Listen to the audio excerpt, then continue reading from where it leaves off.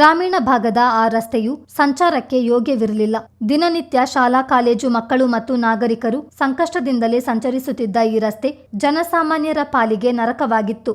ಆಲೂರು ಸಿದ್ದಾಪುರ ಗ್ರಾಮ ಪಂಚಾಯಿತಿ ವ್ಯಾಪ್ತಿಯ ಕಣಿವೆ ಬಸವನಹಳ್ಳಿಯ ಈ ರಸ್ತೆಗೀಗ ಕಾಯಕಲ್ಪ ಸಿಕ್ತಿದೆ. ವರ್ಷಗಳಿಂದಲೂ ಜನರು ಅನುಭವಿಸುತ್ತಿರುವ ನರಕಯಾತನೆಗೆ ಸದ್ಯದಲ್ಲೇ ಮುಕ್ತಿ ಸಿಗಲಿದೆ. ರಸ್ತೆಗೆ ಕಾಯಕಲ್ಪ ನೀಡುವ ಕಾಮಗಾರಿ ಪ್ರಗತಿಯಲ್ಲಿದ್ದು ಜನರು ಸಂಭ್ರಮ ಪಡ್ತಿದ್ದಾರೆ.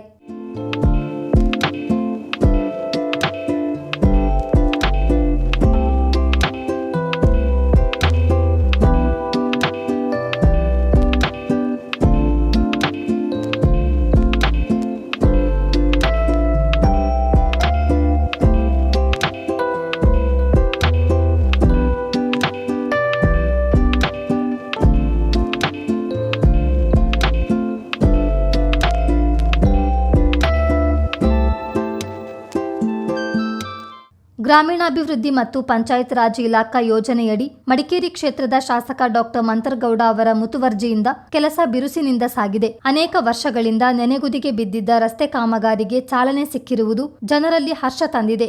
ವಿದ್ಯಾರ್ಥಿಗಳಲ್ಲದೆ ವೃದ್ಧರು ಹಾಗೂ ಈ ಭಾಗದ ಕೃಷಿಕರಿಗೆ ಅತ್ಯಗತ್ಯವಾಗಿದ್ದ ಸಂಚಾರ ವ್ಯವಸ್ಥೆಗೆ ಶಾಸಕ ಮಂತರ್ಗೌಡ ಮುತುವರ್ಜಿ ವಹಿಸುವ ಮೂಲಕ ಮತದಾರರ ಮನ ಗೆದ್ದಿದ್ದಾರೆ.